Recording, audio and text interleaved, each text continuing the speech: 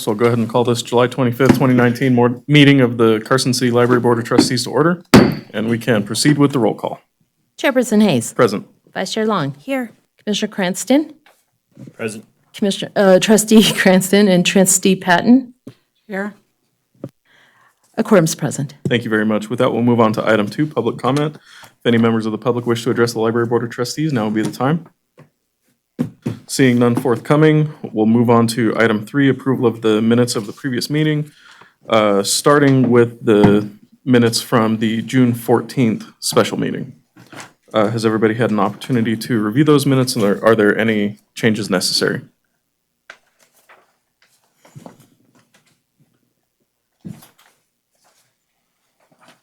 If not, I would entertain a motion. I don't recall seeing any changes, so I will make a motion that we approve them as presented. Seconded. I second that. Those in favor, please signify by saying aye. Aye. Aye. Those opposed? Hearing none, the motion carries. With that, we'll move on to item 3B, approval of the minutes from the June 27, 2019 regular meeting. Did everybody have an opportunity to review those minutes, and were there any changes? If not, I would entertain a motion to approve. I move to accept the minutes as presented. I'll second. Those in favor, please signify by saying aye. Aye. Those opposed? Hearing none, the motion carries. With that, we'll move on to item 4, the Friends of the Carson City Library report. Diane Baker for the record. The two items were submitted to us from the Friends for your review. If there are any questions, I can forward them to the Friends for further information. I just want to highlight the item that there will be a new manager, actually almost here in days. She's already on board. Is that correct, Phyllis? She's training at the moment, yes. Okay. I'm sorry, she'll be on board August 1st. Thank you for the clarification. Are there any questions to forward to the Friends?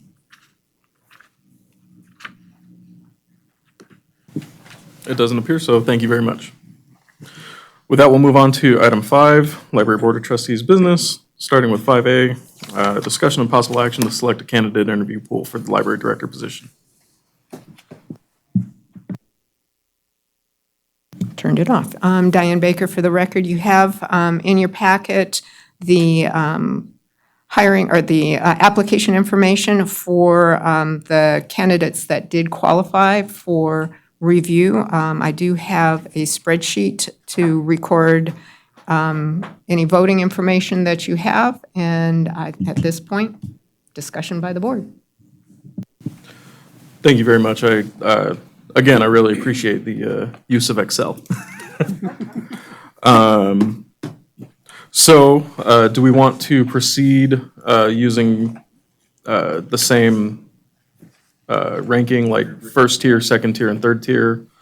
I've already done that, honestly. As have I. Yeah. Is that okay? Okay. Just trying to get them all organized real quick in that order. Right. So the list I have before you is alphabetic. It's in the same order that you do have by the last name that you do have in your packets. Right.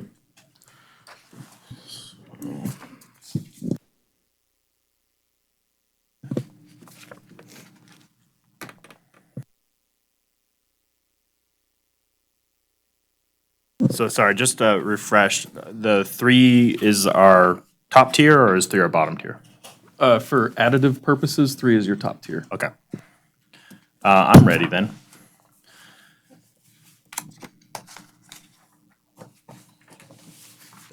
Are we just going to list these people, or are we going to discuss any of these? Why don't we rank them and then we can discuss after we see, like, if we all like have some people who are our bottom tier ones, then we don't need to discuss them. And if we have a couple that we're kind of indecisive on, we can figure it out. That makes sense. So for me, I have Bard's a 3, Bush is a 2, Colgrave is a 3, Low was a 3. I mean, excuse me, 2. Thrash was a 1. Talanian was a was a 1. Unazi was a 2. Wiggins was a 2, and Zachariah was a 2.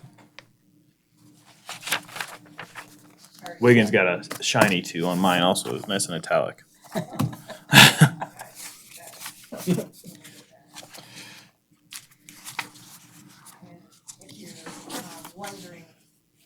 If you're wondering, I do have a calculation already in there, so it will, on that. You're all ready to go. Yeah. So we're putting 3 in each tier, is that correct?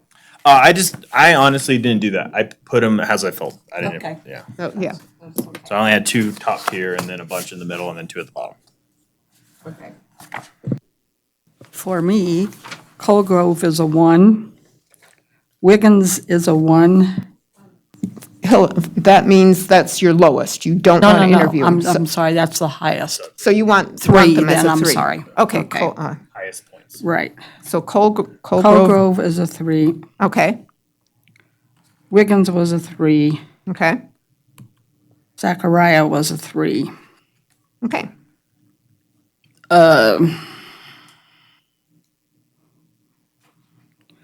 Tulanian was a 2. Bush was a 2. I'm sorry, that one was, which one? Bush Bush, thank you. and Unazi was a 2. And then Thrash, Bard, and Low were in the bottom tier. Got it, okay. Okay.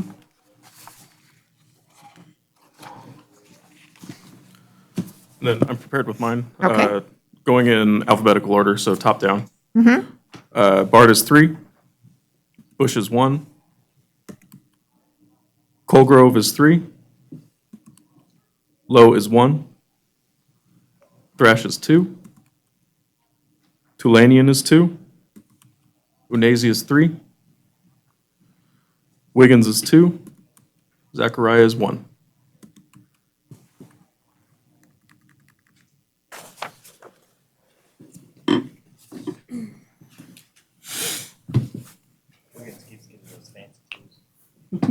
I don't know how I got those. There's a formatting in the row, not the column, is what it is. It's got to be.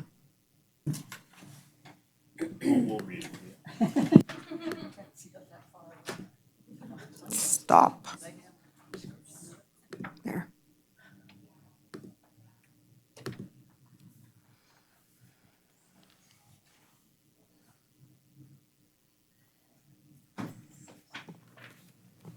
Are you ready for mine? I am. Okay. I have Bard as a 3. Colgrove as a 3. Wiggins as a 3. And Talanian as a 2. Bush 2. Unazi 2. And Thrash and Low as 1. And did I get Zechariah? Did I not hear that one? Oh, yeah, I have that one. Hold on, let me look at that one. Going off my memory here. So I'm just gonna say, while you're reviewing Zachariah, Colgrave wrote a book for his application. He could put it in his bibliography. I don't know he'll take it. Like, I mean, that doesn't mean you shouldn't offer it, obviously, but I feel like he's gonna say no.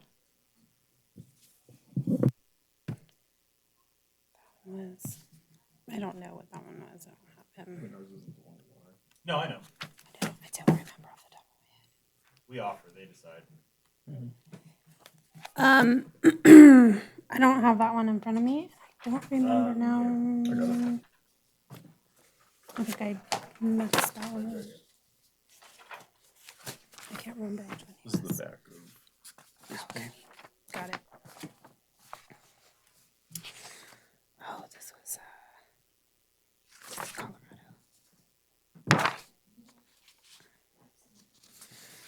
Yeah, he was a 2. Yeah. Oh, gosh.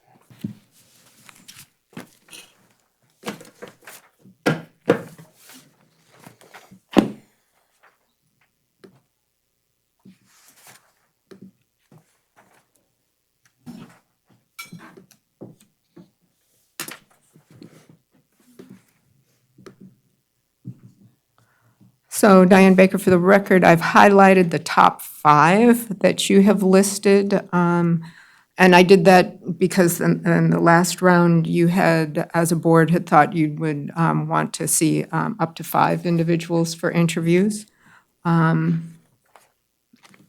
Any comments, questions, or input with regard, is it still, are you still interested in that number, if a possibility? And then if so, do we have, are any of your individuals, like the next 2 listed would be Bush and Talanian, if you want those as alternates, if individuals opt not to interview? In my opinion, inviting 5 for the interview is still probably the best course of action. I would agree that having 2 alternates is still a good thing to have. I agree. Right.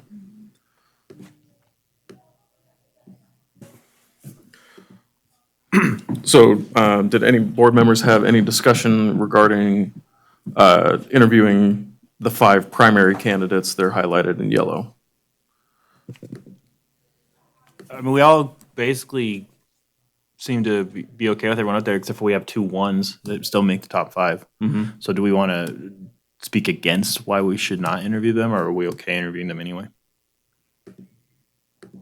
I mean, I think that with the democratic nature of the board, that, It's good to go. yeah. Okay. I would think so.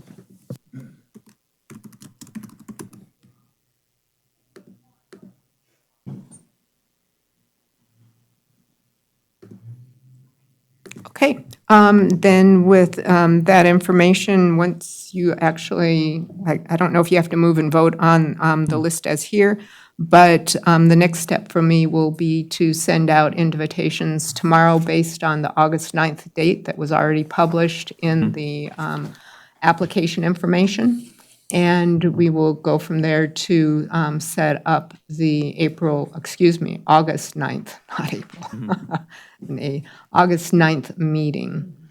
And No, wait. That was the date that you first sent us out, right? that August 9th is a Friday. I have to go to base that weekend. So I will not be here. Depending on how late the interviews go, I could probably do it, but I have to leave that night by So 5. the tentative agenda starts at about noon, and then we reconvene at 7 PM. That won't work with me. That would be the meet and greet, wouldn't it? No. No? So the board convenes at noon. Right. We have the 5 interviews. We have a break at 5:30, probably for dinner. The meet and greet is 6 to 7, and then the board reconvenes at 7, and we select the candidate. But just as a clarification, the meet and greet is part of the official meeting, so Right. that will be recorded. But, the board doesn't have to react to the public meet and greet, Q&A, however, how we're doing it. Right.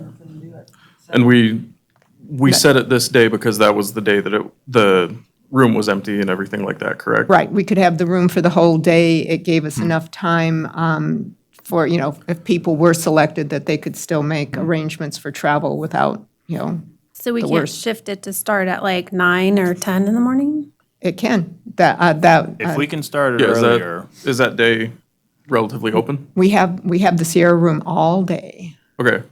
So, and this isn't like an action item or an official decision or No, anything like the that. schedule for the agenda can be So- set by the chair. Right, so you and I will get together offline and figure that out. Okay, yeah, so long as I would say 5 o'clock if we're done with everything about then I'll be fine. Okay. All right. Any thoughts? Yeah. Okay. So, if there isn't any discussion, regarding changes to the current list, then I would entertain a motion. Just for clarification, we need to name the 5 and the 2 alternates, correct? To be clear, yes, that would be the best course of action. Right.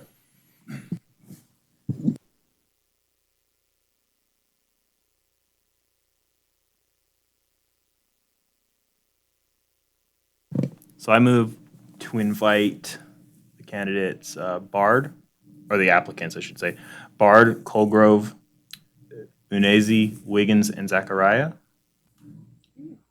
to come and enjoy our beautiful Carson City power outages.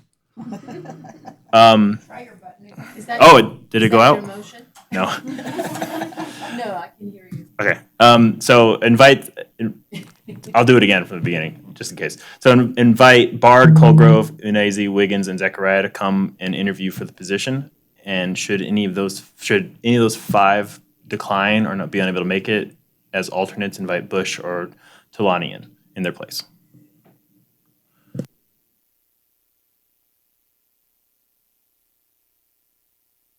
I'll second. Those in favor, please signify by saying aye. Aye? Aye. Those opposed?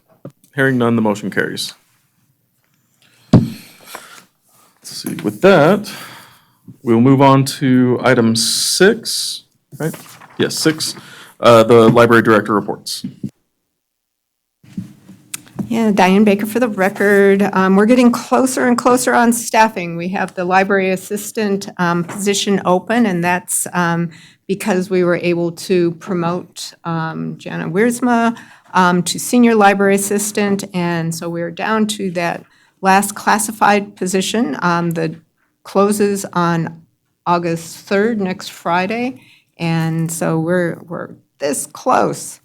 Couple of informational items just to update. A couple of things that we've worked with continually are the individuals that are dealing with homelessness, behavioral issues, poverty at the library. I had a meeting with the behavioral health peace officer from the sheriff's office and also the most representative, Becca Bach, that works with the sheriff's department. She's a licensed social worker, talking about potential options that we might have and also the potential of having a social worker in the library. Following up that, I did have, just a couple days ago, had a conversation with the outreach and internship individual at UNR, School of Social Work, and looking into options for having a social worker at the library. Very much interested in that. We were talking about different requirements. She's sending me information about participation in their program, but on the face of it, very interested in having the opportunity to place potentially a master's of social work candidate. So I'm going to be pursuing more information on that and what we can do to have that work out. One of the aspects that is that we will need to figure out is who would supervise the intern. They don't have to be resident in the library, but they do need a social worker, a licensed social worker to do that part of their internship. But it looks promising. It looks like they're very interested to support us at the sheriff's office with the MOST team and then at UNR. So I think we have some options to move forward with that. So I I'll may keep you have some posted. contact information for a few people that you could talk to about the supervisory side of that. Oh, that's good. I was going to follow up. The person that is on the MOST team, her name's Becca Bach. She is the licensed social worker. She really does work for the state. So if you have some other options, then that would really help that particular piece. Because the city itself does not employ any social workers. I double-checked with the Health and Human Services and the like. So we do need to find a different source.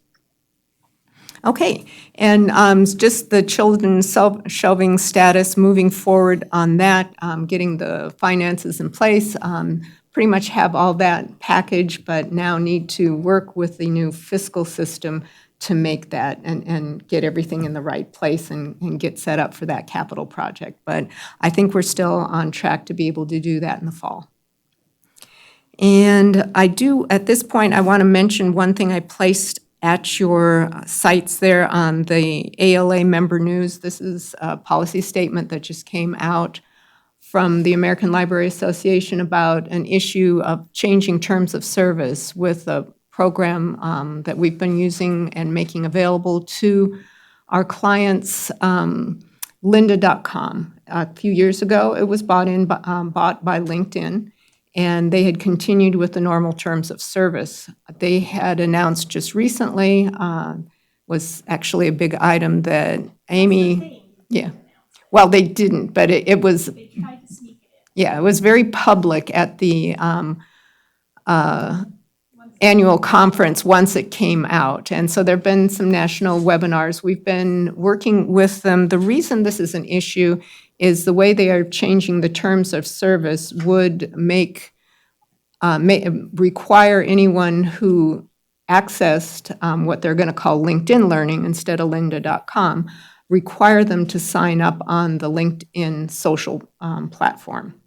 And that would make more of their personal information available. We don't have, at this point, any of our other vendors requiring that. The authentication that that has worked and that we used to use with lynda.com would be the library's authentication with a library card. Once the library approved or identified them as a legitimate patron, that was the information that would satisfy, and it would keep their private information private.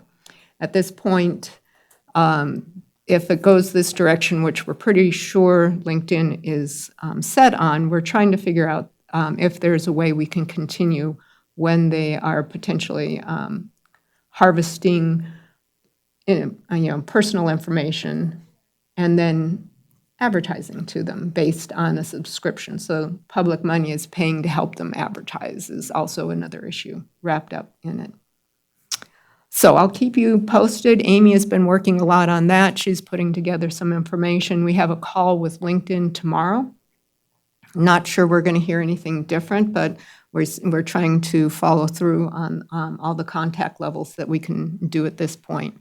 We have also posted this information at our @2 Learning Center, so individuals are aware of the issues that are going on with lynda.com. And we'd really hate to lose that resource. It's a really good resource, and individuals that use it really like it.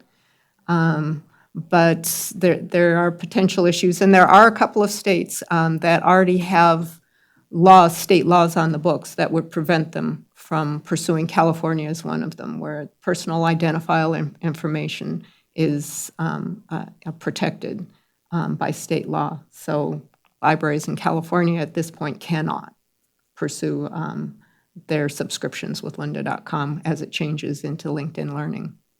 So I'll keep you posted on that one. So I think I sign in with LinkedIn already. Yes, we actually knew that, and that's why we're pretty sure they're not going to change. They made this decision and have already rolled in individual and their enterprise clients on that, and then just kind of figured they'd make libraries go along. It was kind of like, oh yeah, we're doing this kind of thing.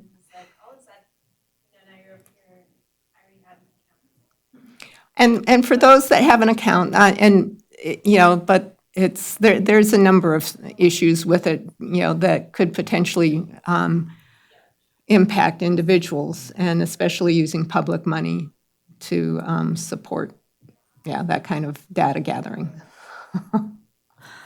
Okay. A number of the other items here, pretty straightforward. Grant status, we're wrapping pretty much in the wrap-up stages there. The one item I have there with the photos, they're kind of dull photos. But we've had a number of suggestions written and a lot in person about wanting more plug-in stations and options because we're an electronic world. And we, of course, offer Wi-Fi. We have some issues downstairs that we are looking at, but upstairs, there were a couple of solutions we could put in right away. So we've added some of these additional plugins that include USB connections. Have already gotten a number of very positive comments for adding them, and we're going to look for additional ways we can do that. One of the things we'll be hearing in the future, Ermel is working on researching charging lockers as an option to have something that we could have on the first floor on that.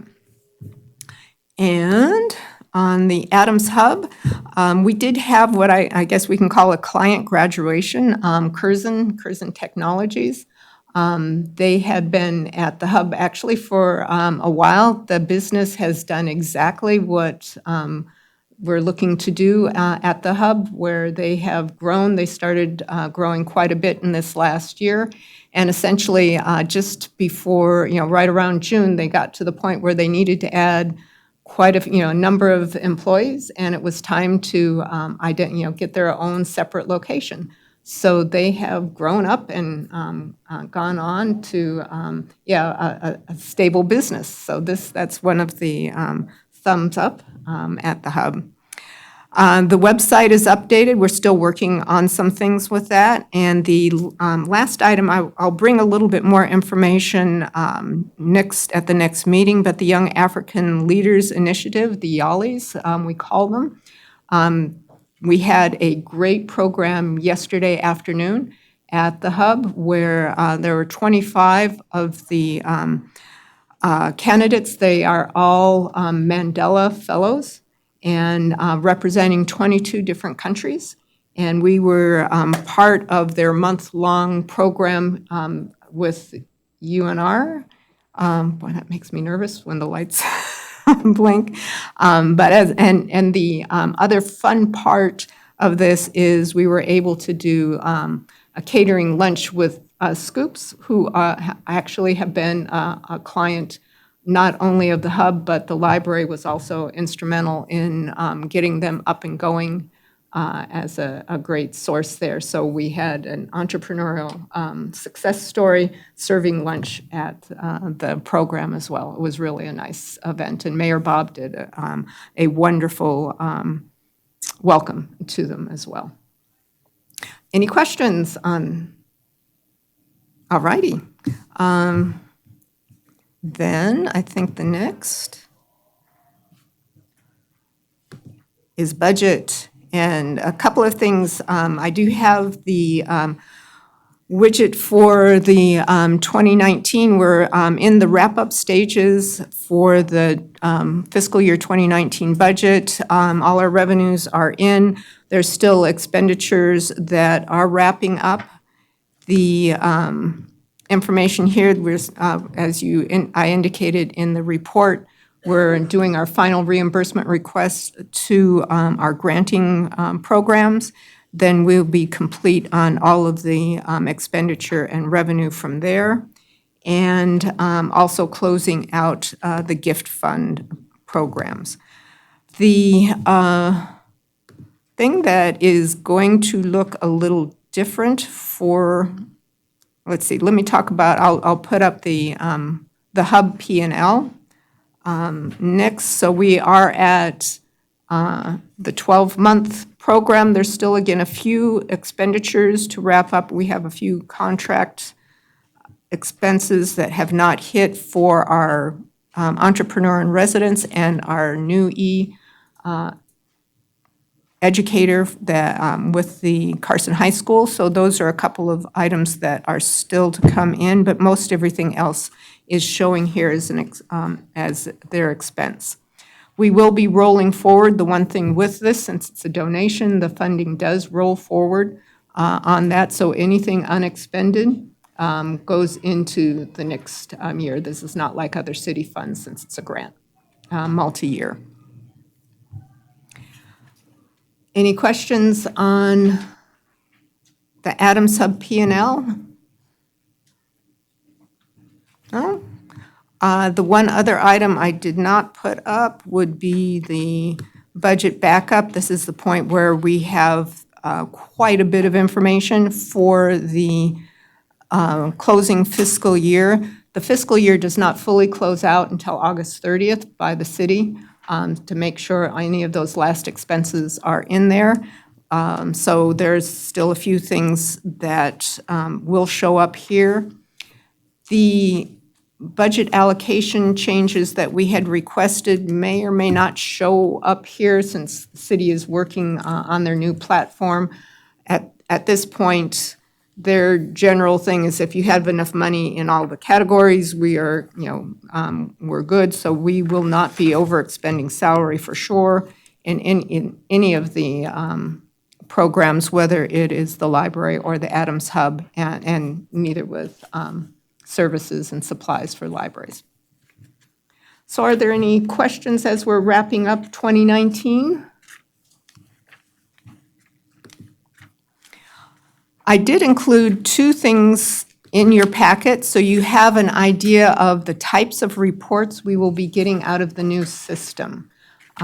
So what you're looking at, at the time we were able to generate the reports, there were no revenues included, so there's not a revenue line yet. They hadn't updated all the revenues in the system, but what you're looking at in the first is for the library, how the reports will look when we do get these out of the new Munis system. Most of the categories are the same. They have mapped our account numbers, so they're kind of recognizable from before. So, it's they did try to make that mapping a little easier for us as we're going to the new platform. We will have the option to make more targeted reports. So these are the first ones, just so you could see how they would generally look. But if these have information in it that we don't ultimately decide not to need, I can produce the report so it's not, any extraneous information is not there. But as we get the data in here, then we'll get a better idea of what we can do. So any thoughts about what we're seeing here? I kind of like, I think it's going to give us a lot more.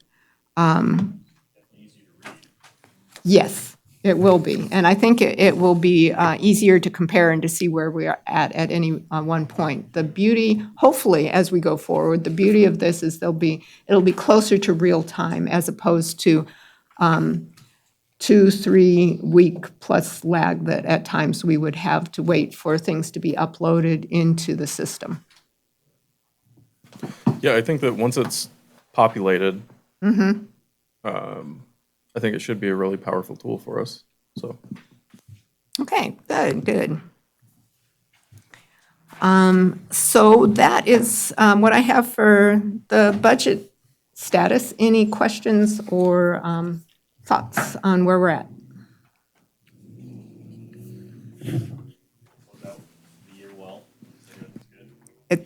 Yeah, I think we're not reverting any huge amounts of money. We tried to keep that number down. The one thing where we had limits, where there is going to be some reversion is in salary, just because of the vacancies and, working through that part. But that is really the only thing where we couldn't control. Excellent. Thank you very much, Diane. With that, we'll go on to item 7, our other administrative reports, starting with our creative learning update. Maria Cuesta, Creative Learning Manager for the record. So I have a couple things I wanted to talk about today. First off being the Sky Dome Planetarium. We hosted that the week of July 7th, and we had 2 days where they came and set up the dome for people to go in and learn more information about the galaxy, planets, astronauts, basically a little bit of everything. And it was a really great presentation. We had a total of 133 people attend. At Boys and Girls Club, we had 52 kids come in and check it out. And then we were also, the second session was here at the community center, and we had about 81 people attend for the sessions we offered. And we had really positive feedback from the people who came. The second thing I wanted to talk about today is, as most of you probably know, the 50th anniversary of the Apollo 11 moon landing happened. That was July 20th. And so we had some programs to celebrate that. So on July 18th, we had a solar system ambassador come and provide us with a presentation. That was Dr. Steve Metzger. And it went really fantastically. I didn't stay the entire time, but yeah, and I heard that a lot of the patrons had great questions they asked afterwards, and he had a really interactive presentation. People were really excited by it. And then yesterday, we actually went to the Nevada State Museum where they had their hands-on science day. And that was a fantastic event. We had the WNC Jack C. Davis Observatory. Thomas Herring was there, and he had the solar telescopes up for people to view. There were impact crater opportunities, Seltzer rocket demonstrations, which were kind of scary at times. They went up pretty high, and the kids really liked that, so worked out for everyone, I guess. They had balloon-powered rocket cars, and we, as a library, offered augmented reality experiences with our iPads, so they got to see the moon, Pluto, different planets, asteroids, and inside of a capsule. So it was a really neat experience for them. We had book giveaways and bookmarks and activity kits that we gave away as well. And there were a total of 248 people who came, which was fantastic. So we had groups from Boys and Girls Club, Parks and Rec, some of the summer school programs came through, and yeah, overall it was a real great success. And then inside they also were showing the Apollo 11 documentary, and that was offered through the Carson City Cinema Club. But yeah, I think it was a fantastic way to celebrate that 50th anniversary. Yeah. And that's all I have for you guys. Thank you very much, Marie. With that, we'll move on to the collection development update. Amy Lauder, Collection Development Manager for the record. So it's been pretty busy in collection development land, but not a lot of really cool pictures. It's been more running around and doing a lot of numbers. So in the running around part, I was at Washington, D.C. at the ALA annual conference end of last month, where there were lots of interesting sessions. Of course, some of the topics Diane talked about with social workers is a big trend and something that people are trying to find ways to integrate and do effectively.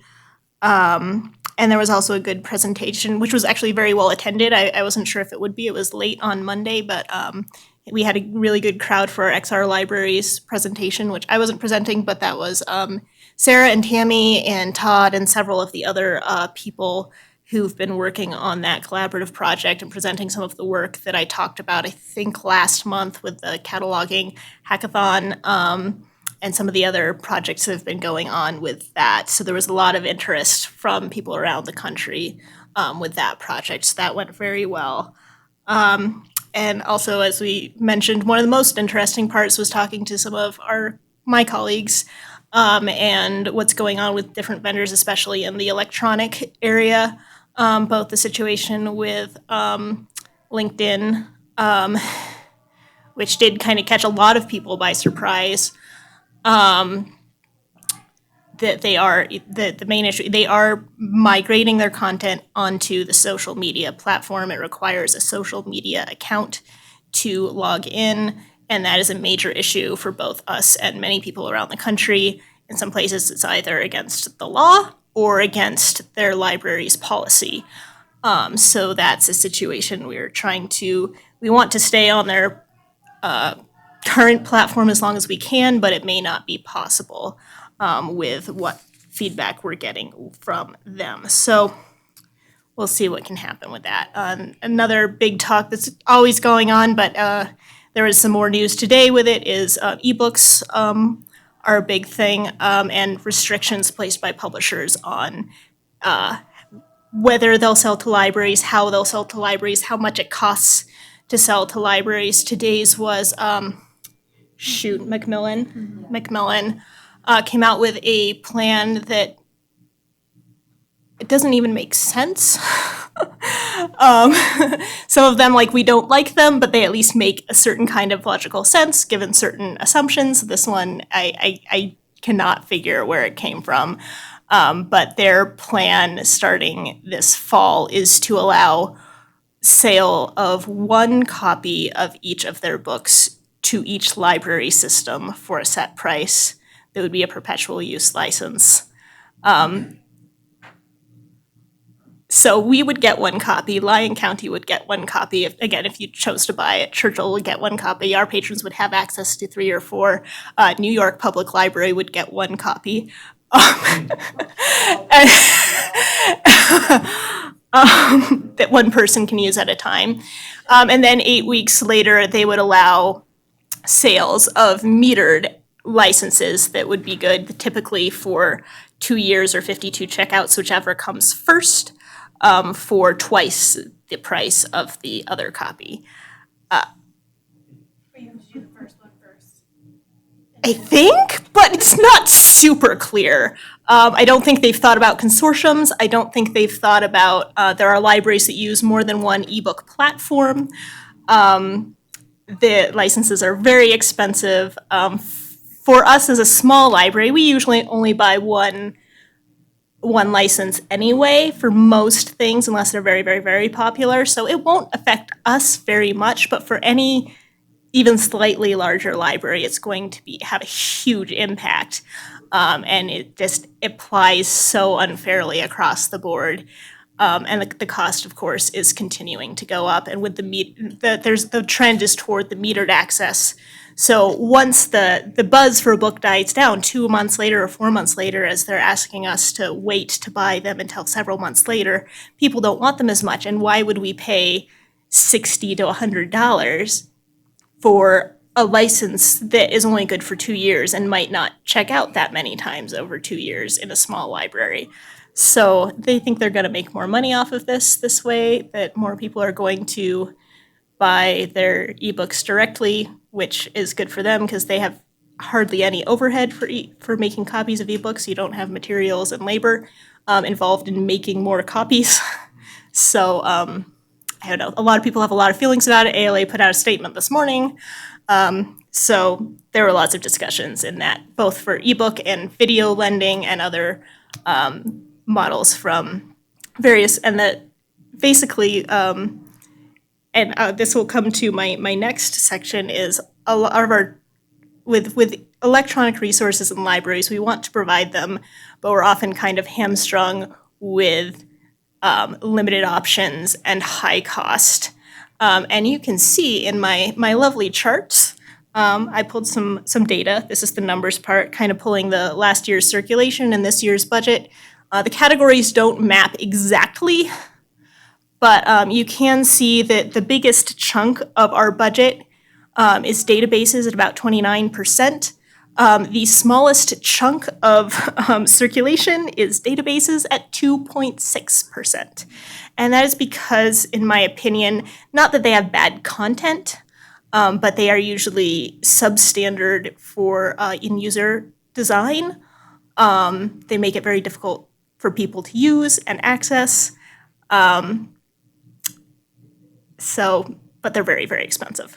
Anyway, other categories are doing better. I did separate out ebooks from databases in this particular example because the opposite is true, that our ebook collection is doing very well, especially over the past year with our collaboration with the co-op in going in together on that collection. So we're spending right now about 9% of our budget on ebooks, and they're making up, I believe it says 13%. So that's doing well. We're getting a really good return on investment there. The best return on investment continues to be in print books. People love print books. So we're only spending, I think I calculate, this is an estimate, again, some of these categories don't map precisely. Some budgets have multiple material types in them. I lost my calculator. But yeah, my estimate is about 38 to 40% of our budget is spent on print, while circulation is about 53%, 53 to almost 54% is print. AV is also doing amazingly, about slightly under 10%, probably about 10% of our budget is spent on AV, and that includes video and audiobooks. And these are the physical copies, not the ebook copies. Those are included in the other category. But yeah, about 10% of our spending, but about 30% of our circulation. So those are doing amazing. But databases are really lagging behind in usability, and Amy, could you, basically the use we get out of them for the cost. Yes. what all is in that category of databases? Of databases, so right now, I can pull up the list, make sure I don't miss anything. The biggest single one is lynda.com. That's a big chunk of it. The next biggest is Rosetta Stone. We have a couple of kind of business-oriented ones. We have Demographics Now, which we just added, which is a great resource for marketing and things like that, as well as Mergent Intellect, another really good business one. Those ones actually have pretty decent design, in my opinion. I think they were designed for private consumers, so that usually not always leads to a little bit higher level of product. Foundation Center, which we are not going to carry anymore after our subscription ends this winter. It's not really getting used, and it's available at the state library, and that's for finding grants and other funding organizations. Tutor.com, which is, they do live tutoring. It's fairly expensive, but it's real people providing a service, so that costs X amount per hour, and it does get used pretty much at capacity, so that one does pretty well. We just started having Niche Academy last year, which is, we have tutorials for our makerspace items, we have tutorials for some of these other databases, things like that. That's doing pretty well. And then we have several EBSCO products, including Novelist, which ties into, there's a module that ties into our catalog that gives book recommendations, and that we really like that. Automate, which is online car repair manuals and diagrams and things like that. I feel like I'm missing one. Demographics. Would this include something like JSTOR? We do not have JSTOR. Those are usually, EBSCO is the closest one, but the state pays for that. We don't pay for that out of our budget. Oh, okay. And that's the articles and things like that. And so then we have a few add-ons that we pay for out of our budget that are with EBSCO, but yeah, that's Novelist, Automate, and Rosetta Stone right now, I think. I think maybe that's it. Yeah. And then, yeah, we have EBSCO, which is all the articles and some magazines, things like that. World Book, Learning Express, which is mostly practice tests and things like that. Through the state database contract. So that's paid for by the state library and provided to all the libraries in the state. So, yeah. Any questions about all of that?